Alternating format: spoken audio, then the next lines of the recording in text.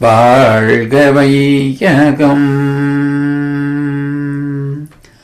வாழ்க வையகம்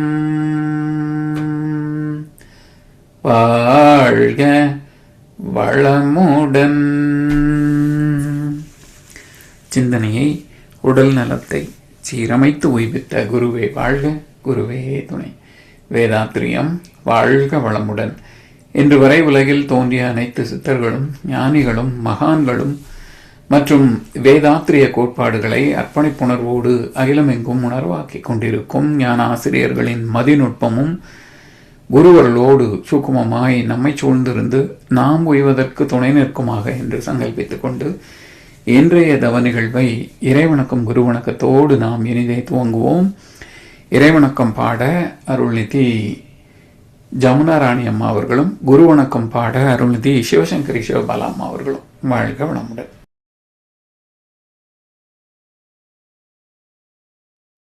வாழ்க வளமுடன். வாழ்க வையகம், வாழ்க வையகம், வாழ்க வளமுடன். இறைவணக்கம். ஆதி என்னும் பரம்பொருள் எழுச்சி பெற்று அணுவென்ற உயிராகி அணுக்கள் கூடி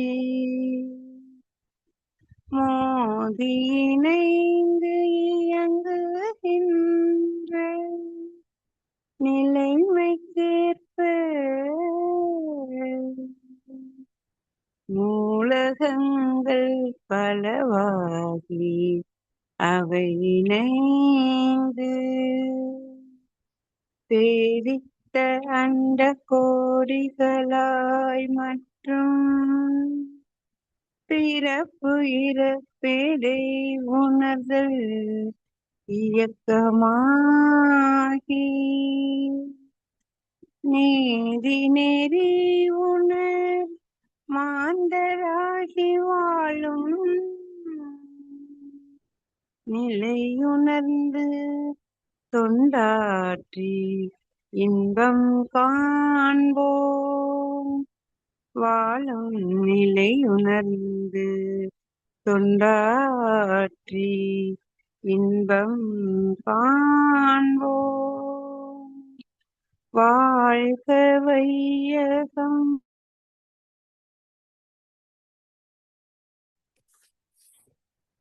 வாழ்க வளமுடன். குரு வணக்கம். எப்பொருளை எச்செயலை எக்குணத்தை எவ்வுயிரை ஒருவர் அடிக்கடி நினைந்தால் அப்பொருள் தன்மயதாய் நினைப்போராற்றல் அறிவினிலும் உடலினிலும் மாற்றும் காணும். இப்பெருமை இயல்பூக்க நியதியாகும். எவரொருவர் குருவை மதித்தொழுக்கினாலும் தப்பாது குரு உயர்வு மதிப்போர் தம்மை தரத்தினில் உயர்த்தி பிறவி பயனை நல்கும். பிறவி பயனை நல்கும். வாழ்க வளம். வாழ்க வையகம், வாழ்க வளமுடன். குரு வாழ்க, குருவே துணை. இன்றைய சாந்தி யோகத்தினை சிறந்த முறையில் வழிநடத்தி தந்த நமது பேராசிரியர் ஞானாசிரியர் அருள்நிதி ஸ்ரீராம் ஜெயபிரகாஷ் ஐயா அவர்களும் அவரது அன்பு குடும்பத்தினரும் அருட்பேராற்றல் கருணையினால் உடல் நலம், நீராயுள், நிறை செல்வம், உயர் புகழ், மெய்ஞானம் ஓங்கி வாழ்க வளமுடன், வாழ்க வளமுடன், வாழ்க வளமுடன். தொடர்ந்து ஞானமும் வாழ்வும் கவிதை தொகுப்பிலிருந்து இன்றைய கவிக்கு விளக்கம் வழங்கிட மூத்த பேராசிரியர் ஞானாசிரியர் அருள்நிதி பழனிசாமி வேல்சாமி ஐயா அவர்களை அன்போடு அழைத்தமைவோம். வாழ்க வளமுடன். வாழ்க இந்த கவி பார்த்ததும் அப்படியே ஒரு சின்னதாக ஒரு புன்முறுவல் அவ்வளோதான் கையா. வாழ்க உடனேயா. வாழ்க வையகம், வாழ்க வையகம், வாழ்க வளமுடன். குரு வாழ்க, குருவே துணை. சான்றோ பெருமக்களே, ஞானமும் வாழ்வும் கவிதை தொகுப்பின் தொடர் சிந்தனையில் உண்மை உணர்வு பற்றிய மேலும் ஒரு கவி இல்லற நோன்பு. இல்லற நோன்பு, இல் அறம் நோன்பு. இல்லம் என்பது ஒரு குறிப்பிட்ட அமைப்பு.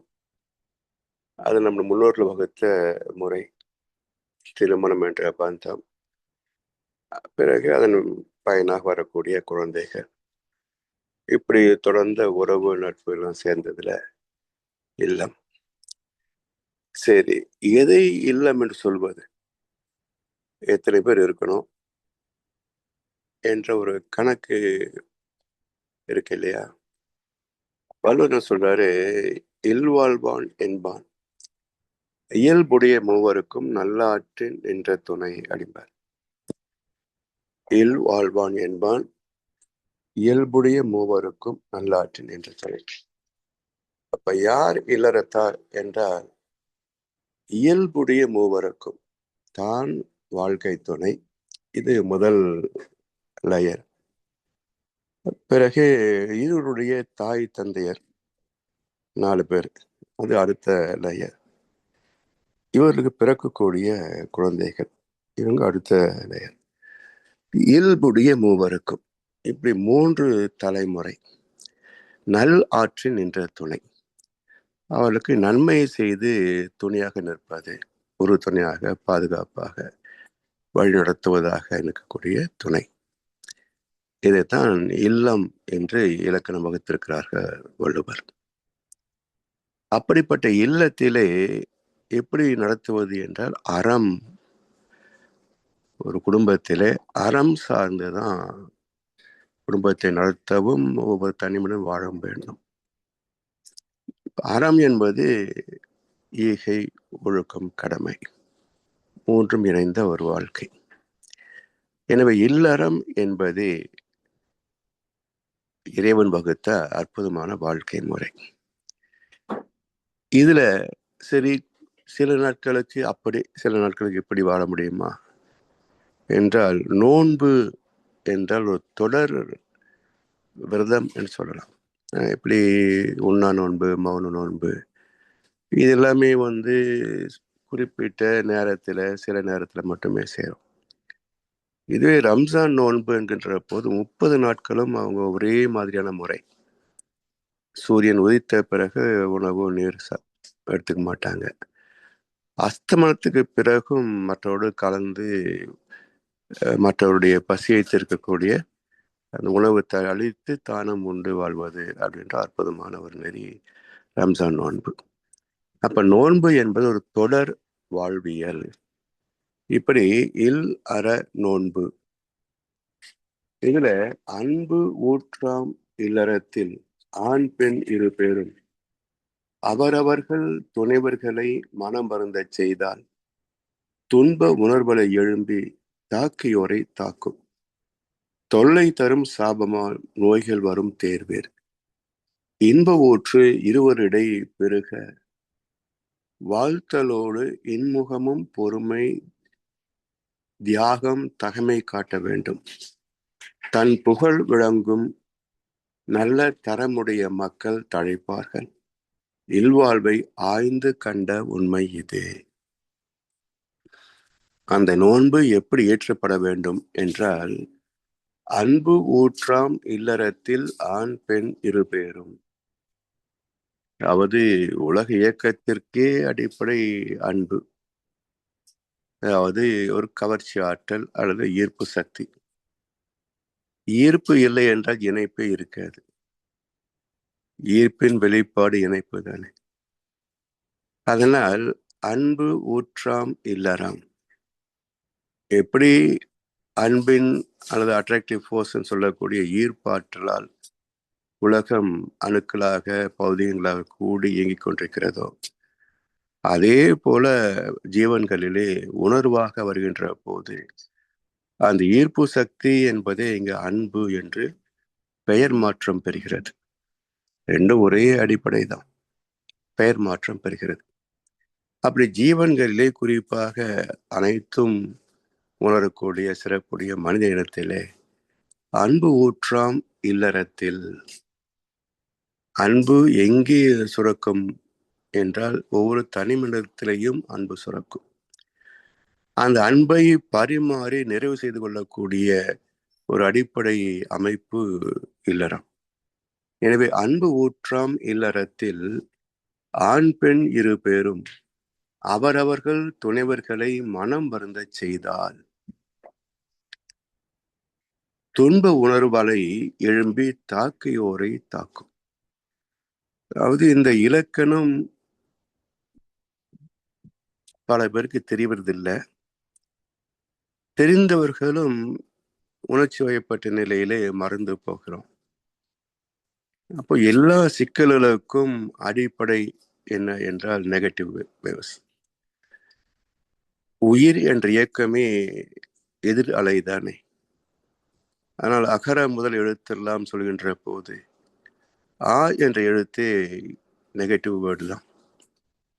தர்மம் என்ற அறத்தோடு ஆவை சேர்த்தால் அதர்மம் என்று ஆகும். இது போல ஆ என்ற இயக்கமே எதிர் அலைதானே, விளக்கும் சக்தி.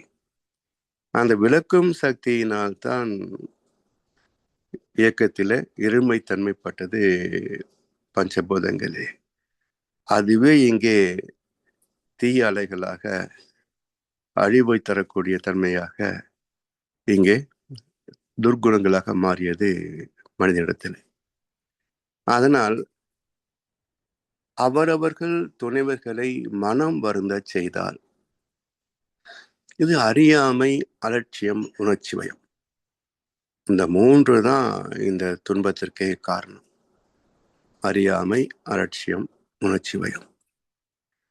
அப்ப அறியாமை பெரும்பாலும் இருக்கும். அலட்சியம் தெரிந்தும் அதை அலட்சியப்படுத்துவது. உணர்ச்சி வயம் ரெண்டும் இருந்தாலும் உணர்ச்சி வந்துவிட்டால், கோபம் கவலை வந்துவிட்டால் என்ன பேசுறோம் என்ற இந்த வரைமுறையே இருக்கிறது இல்லை.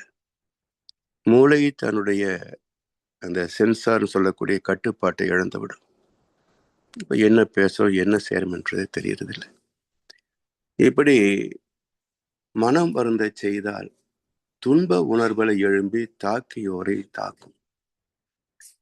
எல்லாமே டெபிட் கிரெடிட் தான். வாழ்க்கையே பெறுவதும் தருவதும் தானே வாழ்க்கை. அதனால் எங்கே ஒன்று புறப்பட்டாலும் அது பூமராங் மாதிரி திரும்பி புறப்பட்ட இடத்துக்கே வந்து சேர்ந்துடும். ஏன்னா வட்டம் தானே வாழ்க்கை, வட்டம் தானே இந்த உலகம். பூஜ்யத்துக்குள்ளே ஒரு ராஜ்யத்தை ஆண்டு கொண்டு புரியாமலே இருப்பான் ஒருவன். அவனை புரிந்து கொண்டால் அவன் தான் இறைவன். எனவே எல்லா இயக்கங்களும் என்ன அலைகளும் எங்கே புறப்படுகிறதோ அங்கேயே வந்து சேர்ந்துடும். அப்ப இந்த வட்டத்துக்குள் தான் எல்லாமே இருக்கு. யாரை நாம் வாழ்த்துகின்றோமோ சபிக்கின்றோமோ எல்லாம் அங்க போய் தாக்கி திரும்ப நம்ம இடத்துல வந்து சேர்ந்துருக்கு. அப்போ இந்த தீய அலைகள், எரிவலைகள் இது நன்மையா செய்யும். மன வருத்தம், நோய்கள், பல பிரச்சனைகள் இவற்றை உருவாக்கும். அதனால்தான் மகர்ஷி அவர்கள் என்ன சொல்லுவாங்கன்னா, இல்லறத்திற்கு அடிப்படையே சகிப்புத்தன்மை, விட்டு கொடுத்தல், தியாகம். இந்த மூன்றும் இல்லை என்ன அது இல்லறம் சொல்ல முடியாது. அங்கே அறம் குறைப்படும். அப்படி துன்ப உணர்வுகளை எழும்பி தாக்கியோரை தாக்கும். தொல்லை தரும் சாபமா நோய்கள் வரும் தேர்வேறு. துன்பம் தரக்கூடிய முதல் துன்பம் நோய் தான். உடம்பு நல்லா இருந்தா எல்லா ஆட்டம் ஆடுவோம். நோய் வந்து விட்டால் இப்போ என்ன தேவைன்னு கேட்டு பாருங்க. முதல்ல இதுல இருந்து வெளிவந்தா போதும், நல்லானா போதும் அப்படிம்பாங்க. அப்போ உடம்பு நல்லா இருந்த போது ஆட்டம் என்ன? இப்போ ஹெல்த் இஸ் வெல்த்னு இப்போதான் புரியுதா? அதனால உடல் நலத்தை செலவு செய்துதான் பணத்தை சம்பாதிக்கிறோம். So health is converted into wealth. Health is converted into wealth உழைப்பின் மூலமாக. அப்போ எவ்வளவு ஹெல்த் வெல்த்தா மாற்றலாம் அப்படின்ற ஒரு அளவு முறை தெரிந்து விட்டால் இரண்டையும் அனுபவிக்கலாம். உடல் ஆரோக்கியத்தையும் காத்துக்கொள்ளலாம், பொருள் வசதியையும் அனுபவிக்கலாம். ஆனால் இந்த அளவு முறை தெரிந்து கொள்ள முடிகிறதா, இல்லை தெரிஞ்சாலும் நிறுத்த முடிகிறதா? அது ஒரு வகையான மயக்கம்தான். தொடர்ந்து சம்பாதிச்சிட்டே போயிட்டு இருப்போம். இப்படி தொல்லை தரும் சாபமாம் நோய்கள் வரும் தேர்வு. இன்ப ஊற்று இருவருடை பெருக வாழ்த்தலோடு இன்முகமும் பொறுமை தியானம் தகமை காட்ட வேண்டும். சரி, இறைவன் தந்த கொடை இன்ப ஊற்று. அன்பு ஊற்றாய் பெருகி அனைத்து உயிர்களோடும் இன்ப ஊற்றாய் அறிவாய் நிறைந்த பராபரமே. அப்ப இறைவனே இன்ப ஊற்றாக ஜீவன்களிலே வெளிப்பட்டிருக்கின்றான்.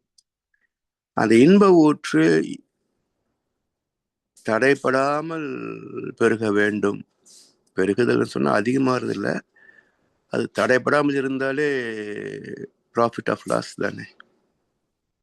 அது போல அது தடைப்படாமல் இருக்கணும் அப்படின்ற போது அதை மதித்து வாழ்வதற்காக இன்முகமும் பொறுமையும் தியாகம் தகமை காட்ட வேண்டும். ஸோ இன்முகம், பொறுமை, தியாகம், இந்த மூன்றும் சேர்ந்த ஒரு தகைமை. இப்போ இன்முகம் எப்போ வரும்? அந்த நமக்கு பிடிக்காத ஒன்றை பேசுகின்ற போதோ செய்கின்ற போதோ அதை சகித்து கொள்ளக்கூடிய ஏற்றுக்கொள்ளக்கூடிய இயல்பை பெற்றுவிட வேண்டும். முரண்பாடு என்று தெரிந்த பிறகு சகித்துக் கொள்வதல்ல, அந்த முரண்பாட்டை அப்படியே சிரித்து கொள்ளக்கூடிய ஜீர்ணிக்கக்கூடிய தகைமை. அப்படி இன்முகமும் பொறுமையும். பொறுமை அதாவது குழந்தைகள் எல்லாம் சொன்ன உடனே தெரிந்துருவாங்களா, செய்திருவாங்களா? அவங்க 20 வயசு ஆகி பக்குவமாகிற வரைக்கும் தொடர்ந்து சொல்லிக்கிட்டே இருப்போம். என்ன சொல்லுவோம்? இந்த ஒழுக்கம் ஒழுக்கம் என்ற வார்த்தை இருக்கு பாருங்க. இது எந்த இயக்கமும் எந்த ஜீவனம், 5 வரைக்கும் உள்ள எந்த ஜீவனம் ஒழுக்கத்தை கற்பிப்பதும் இல்லை, ஒழுக்கத்தை மீறுவதும் இல்லை. ஒழுக்கத்தை கற்பித்து கொண்டே ஒழுங்கினமாக வாழ்கின்ற ஒரு ஜீவன் பார்த்தீங்கன்னா மனுஷன் மட்டும்தான். ஒழுக்கம் ஒழுக்கம் ஒழுக்கம் சொல்றாங்களே, இவங்க மாதிரி ஒழுக்கமா? அப்பா அம்மா.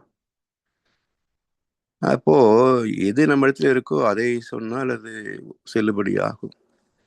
நம்மிடத்தில் இல்லாத ஒன்றை மற்றவங்களுக்கு மட்டும் கற்றுத்தருகின்ற போது அது எப்படி செயல்பாட்டுக்கு வரும்? அப்போ பொறுமை, பொறுமை, மாற்றம் வருகின்ற வரைக்கும் பொறுமை தான்.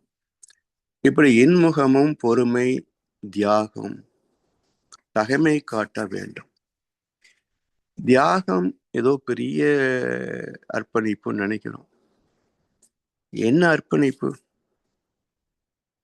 மகிழ்ச்சி சொன்ன மாதிரி வந்ததுதான் போகுமே அல்லாது வரும் முன்ன இருந்து கொண்டு போவதுண்டோ இல்லையா? வரும்போது என்ன கொண்டு வந்தோம், போகும்போது என்ன கொண்டு போக போறோம்?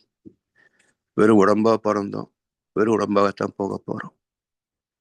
இல்லை, நமக்குன்னு கொண்டு வந்த என்ன கொண்டு போவது என்ன? நாடி வருவது எது? பாவ புண்ணியம் அல்லாது நாம் அறையில் அணியும் கோபனமும் வராதுன்னாரு பட்டினத்தார். அதனால எதையும் நாம் கொண்டு வரும் இல்லை, எதையும் கொண்டு போக முடியல. அப்ப இழந்தது என்ன, பெற்றது என்ன? அதனால் இங்க தியாகம் செய்வதற்கு ஒண்ணுமே கிடையாது. எல்லாம் இழுத்து இழுத்து வச்சிருக்கிறோமே, அதை இழுக்காம விட்டுட்டா போதும், அவ்வளவுதான். அதுக்கு பேர் தியாகம். எனவே இன்முகமும் பொறுமை தியாகம் தகைமை காட்ட வேண்டும். நம்முடைய இயல்பாகவே குணமாக அதை மாற்றிவிட வேண்டும். தன் புகழ் விளங்கும் நல்ல தரமுடைய மக்கள் தழைப்பார்கள். நல்ல குழந்தைகள் எப்ப பிறப்பாங்க? நல்ல குழந்தைகள் எப்ப பிறப்பாங்க? எந்த குழந்தையும் நல்ல குழந்தைதான் மண்ணில் பிறக்கையிலே. அவன் நல்லவனாவதும் தீயவனாவதும் அன்னை வளர்ப்பதிலே என்றாரு கவிஞர் பூங்குன்றன். அப்போ அன்னை வளர்ப்பதிலே அப்படின்னா அப்பா தாத்தா பாட்டில வளர்க்கலையா, சமுதாயம் வளர்க்கலையா என்றால் அன்னை மட்டுமே வளர்க்கின்ற காலம் கர்ப்ப காலம். அப்ப நம்முடைய இதிகாசங்கள் சொன்ன இலக்கணம் என்ன? அபிமன்யு கதை, பிறகு பிரகலாதன் கதை, இதெல்லாம் எதுக்காக சொல்லி வச்சாங்க இல்லையா? அபிமன்யு கதை பார்த்தோம். என்ன சொல்றாரு? அர்ஜுனன் தனுர்வேதத்தை எல்லாம் சுபத்திரை கர்ப்பத்தில் இருக்கும் போதே கற்றுக் கொடுக்குறான். ஒரு நாள் இன்றைக்கு பத்மயுகத்தை பற்றி உனக்கு சொல்லித்தரேன் அப்படின்னு அவன் உள்ள போற சொல்லி கொடுத்துட்றான். வெளியே வருவது சொல்லி தருகின்ற போது கிருஷ்ணர் வர்றார். என்ன இப்பவே எல்லாம் சொல்லி கொடுத்துட்டு அதெல்லாம் பிறந்ததுக்கு அப்புறம் பார்த்துக்கலாம் வா என்று கூட்டிட்டு போயிடுறார். இப்போ இதுல என்ன ஒரு நுட்பம் இருக்கு பாருங்க. 16 வயசுல குருட்சேத்திர யுத்தத்துல கலந்துக்கிறான். அப்போ அந்த நாளைக்கு அர்ஜுனன் இல்லாதவாறு காட்சி அமைக்கப்படுகிறது. அப்போ வியூகம் உடைக்காம யுத்தம் செய்ய முடியாது. வியூகம் உடைக்க தெரிஞ்சவன் பாண்டவர் குரூப்லயே அபிமன்யு மட்டும்தானா. சரி, இது 4 பேரும் தர்மன், பீமன் எல்லாம் என்ன சொல்றாங்க? அர்ஜுனுக்கு இல்லை. 4 பேர் என்ன சொல்றாங்க? நீ வியூகத்தை உடை, உன் கூடவே நாங்கள் பின்னாடியே வந்துடுவோன்றான். அவன் சொல்றான், உடைக்கத்தான் தெரியும், உள்ள போயிட்டேன் வெளிவர தெரியாதுன்றான். இல்லை நான் கூட வந்துடுவோம். உடைச்சா மறுபடியும் ஜெயத்ரதன் வியூகத்தை கட்டினா உள்ள போன அபிமன்யு தனியாக மாட்டிக்கிட்டான். 6 மகாரதர்கள் அவனை கொன்றார்கள் என்பது கதை. யார் அந்த 6 மகாரதர்கள்? பேராசை, சினம், கடும்பற்று, முறையற்ற பால் கவர்ச்சி, உயர்வுத்தாழ் மனப்பான்மை, பஞ்சம். இந்த 6ம் துர்குணங்கள் அபிமன்யுவை கொன்றது. சரி, இந்த அபிமன்யு சோம்பேறி. ஏன்னா கர்ப்பத்துல கத்துக்கிட்டா சரி, பிறந்து 11 வயசு வாழ்ந்தானல்ல, அப்ப கத்துக்க வேண்டியது தானே. அப்போ பிறப்பில் கொண்டு வந்தது மட்டும் பத்தாது, வளர்ப்பிலையும் கல்வி வேணும் என்பது இங்க ஒரு ரகசிய அர்த்தம். சரி, இந்த வம்பெல்லாம் வேண்டாம். எதுக்கு யுத்தம்? எதுக்கு யுத்தம்? யாரை கொன்னு யாரை ஜெயிக்கிறது? ஒருவர் கொன்று வாழ்ந்த நீதி எனில் உலகில் கொலைஞர்களே மிச்சம். கொன்னவன் தானே ஜெயிச்சான். அதனால் இதெல்லாம் வேண்டாம். எது வாழ்க்கை? இன்ப ஊற்று, இறைவனுடைய இன்ப ஊற்றிலே நனைவதுதான் வாழ்க்கை. பிரகலாதன் வந்தார். பிரகலாதன் எப்படி? நான் ரதன் துணையாக இருந்தான். இப்ப நான் ரதன் என்றால் அறிவு. அப்போ அந்த தாயின் அறிவே அவளுக்கு துணையாக இருக்கணும், மற்ற பிரச்சனைகள் எல்லாம் இருக்கக்கூடாது. அப்ப அறிவோடு சார்ந்து வாழ்ந்த அந்த கரு பிரகலாதன் எந்த சூழ்நிலையிலையும் கடவுள் நம்பிக்கை அவன் இழக்கவே இல்லை. அப்போ நிறைவாக வாழ்ந்து முடிகிறான் பிரகலாதன். அப்படி ஒரு பெண்ணின் கர்ப்ப காலம் என்பது வெறுமனே ஏதோ குழந்தை சுமக்கிற காலம் இல்லை, அது ஒரு வேள்வி காலம். எப்படி கோவில்களிலே யாகம் வேள்வி நடத்துகிறோமோ அதே போல் ஒவ்வொரு பெண்ணும் கருவை சுமப்பது என்பது அந்த 9 மாசம் ஒரு வேள்வி காலம். இந்த வேள்வியை வெற்றிகரமாக நிகழ்த்தி விட்டால் பிறகு அந்த குழந்தை உலகத்துல எந்த மூலையில இருந்தாலும் நல்லா தான் இருக்கும். அது யாரும் கெடுக்க முடியாது, எந்த கவர்ச்சியும் உள்ள போக முடியாது. அதனால் 9 மாசம் கஷ்டப்பட்டு வேள்வியோடு இருக்கிறது நல்லதா, இல்லை திருவாத்தினை பெற்று விட்டுட்டு காலம்புற கஷ்டப்படுறது நல்லதான்னு அவங்க சொல்லி கொடுத்து உனக்கு எது வேணுமோ தேர்ந்தெடுக்கும் சொன்னா எந்த தாயாவது தவறு செய்வாங்களா? இதெல்லாம் அதனால்தான் திரும்ப திரும்ப ஏன் குற்றம் சாக்க சொல்றேன்னு சொன்னா, இதெல்லாம் சொல்லித்தர வேண்டிய அரசு மதம் ரெண்டுமே மக்களை கெடுத்து விட்டது. அதெல்லாம் அந்த விவரம் தெரியாமலேயே ஏதோ திருவாத்திரை மாதிரி கல்யாணம் பண்ணிக்க வேண்டியது, குழந்தை பெற்றுக்க வேண்டியது, இது ஒரு பெரிய சாதனை வேற. இதுக்கு விழா கொண்டாட வேண்டியது. அதனால நல்ல குழந்தைகளை பெற்றால்தான் சாதனையை தவிர ஏதோ ஒன்று பேத்து விட்டுட்டு அவஸ்தைப்படுறது சாதனை இல்லை. அப்போ அந்த ரிஸ்க் எதுக்கு எடுக்கணும்? இப்படி தன் புகழ் வழங்கும் நல்ல தரமுடைய மக்கள் தழைப்பார்கள். தழைத்தல் அப்படின்னா இயல்பே அப்படித்தான் இருக்கும். இல்வாழ்வை ஆய்ந்து கண்ட உண்மை எது? அப்ப இல்வாழ்வை ஆய்ந்து கண்ட உண்மை தன்னுடைய இல்வாழ்வு மட்டுமல்ல, உலகத்தையே குடும்பமாக பார்க்குறாங்க. ஏன்னா சாமிக்கு ஒன்று நீங்கள் குழந்தை பெற்றீங்களா, வளர்த்தீங்களா, உங்களுக்கு கஷ்டம் தெரியும் கேட்கலாம் இல்லையா? அப்ப ஞானிகளுக்கு தன் குடும்பம் மட்டுமல்ல, இந்த உலகமே அவருடைய குடும்பம். அதனால எல்லா அனுபவங்களும் அவருக்கு தெரியும். அப்படி மகான்கள் நமக்கு இந்த வாழ்க்கையை முழுமையாக நல்லபடியாக வாழ்ந்து முடிப்பதற்கு என்ன வாழ்க்கை முறை தேவையோ அதை வழிகாட்டியிருக்கிறார்கள்.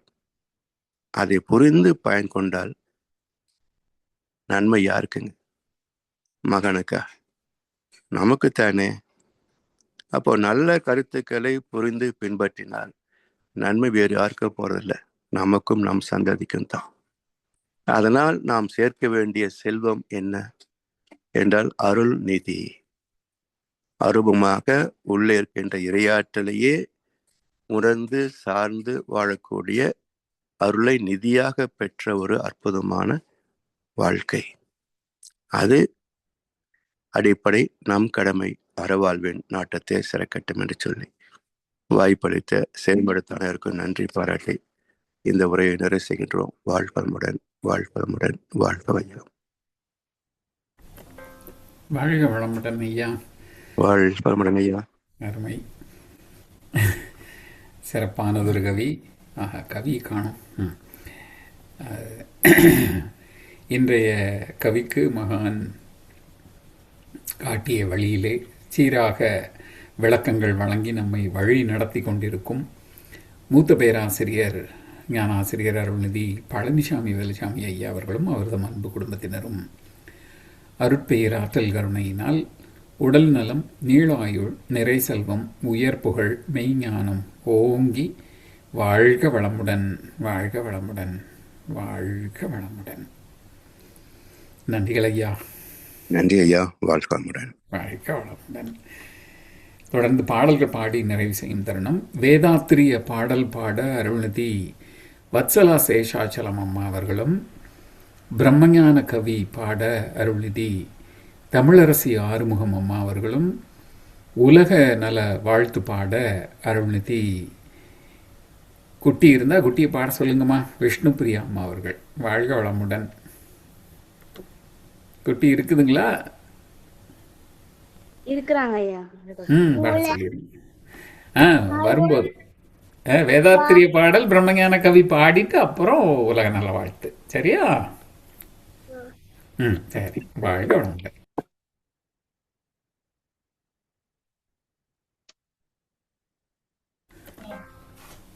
வாழ்க வளமுடன். பாடுறதுக்கு ஆள் இல்லைங்களா? சரி, அப்ப யார் பாடுறது? அஸ்ஸலாமா இல்லைன்னா வேதாத்திரிய பாடல் யாரு கேட்டது? சாந்தி கண்ணன் அம்மாங்களா? சரி, பாடுங்க. வாழ்க வையகம், வாழ்க வையகம், வாழ்க வளமுடன். குரு வாழ்க, குருவே துணை. வேதாத்திரிய பாடல். போரில்லா நல்லுலகம், பொருள் துறையில் சமநீதி, நேர்மையான நீதிமுறை, நிலவுலகு கோராட்சி, சீர் செய்த பண்பாடு, சிந்தனையோர் வழிவாழ்வு, சிறப்புணர்ந்த பெண்மதிப்பு, தெய்வ நீதி வழிவாழ்தல், தேர் திருவிழா தவிர்த்தல், சிறுவர்க்கே விளையாட்டு, செயல் விளைவு உணர்கல்வி, சீர்காந்த நிலை விளக்கம், பார் முழுதும் உணவு நீர் பொதுவாக்கல், பல மதங்கள் பல கடவுள் பழக்கம், ஒளித்துண்மை ஒன்றே தேர்ந்தெடுதல். வாழ்க வையகம், வாழ்க வையகம், வாழ்க வளமுடன். நன்றி ஐயா.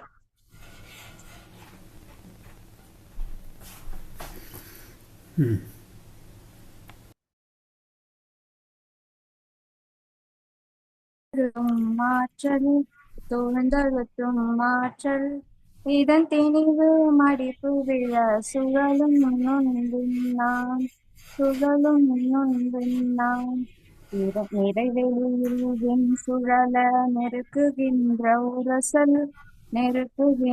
உரசல் நிலைவெளியில் எழுப்புகின்ற நேரலைகள் காந்தமாம் மறைபொருளாம் காந்தம் தன்மாத்திரைகள் ஐவகை மலைக்காதீர்வின் கூட்டம் மாபோதம் ஐந்துமா மலைக்காதீர்வின் கூட்டம் மாபோதம் ஐந்துமா முறையாய காந்த